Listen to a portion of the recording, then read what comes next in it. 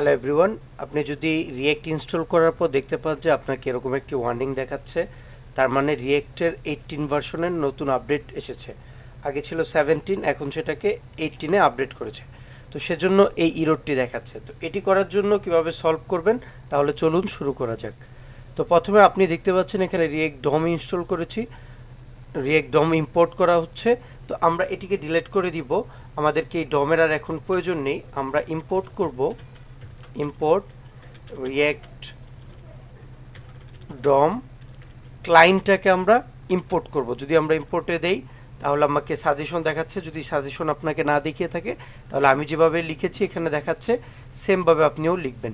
এখানে যে সেকেন্ড ব্র্যাকেটটি ছিল সেটিকে আপনি তুলে দেবেন। তুলে দেবার পর আপনি এখানে দেখতে পাচ্ছেন পুরো কোডটি। আচ্ছা, তারপর আমরা একটা ভেরিয়েবল ক্রিয়েট করব, যার নাম দিতে হবে রুট। রুট দেওয়ার পর আমরা এই যেটাকে ইম্পোর্ট করেছি রিয়েক্ট ডম ক্লায়েন্ট, এটাই আমরা এখানে লিখব। লিখার পর দিতে হবে ক্রিয়েট রুট।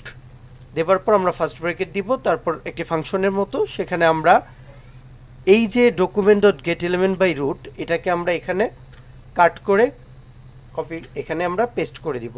দেবার পর এই রুট নামক যে ভেরিয়েবলটি ক্রিয়েট করেছি তার পরিবর্তে এখানে নিচে দেখতে পাচ্ছেন 9 নম্বর লাইনে রিয়েক্ট ডম, এটাকে আমরা হটিয়ে দিয়ে শুধুমাত্র রুট লিখে দিব। যদি আমরা এই কাজটুকু করতে পারি সঠিকভাবে তাহলে আমাদের এটা 17 ভার্সন থেকে 18 ভার্সনে রূপান্তর হয়ে যাবে। দেখতে পাচ্ছেন এখানে এটা হচ্ছে পূর্বের ওয়ার্নিং।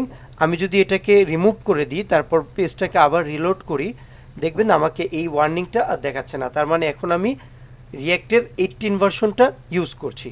যদি এই ভিডিওটি আপনার হেল্পফুল হয়ে থাকে তাহলে অবশ্যই আমার চ্যানেলটিকে সাবস্ক্রাইব করবেন। ধন্যবাদ।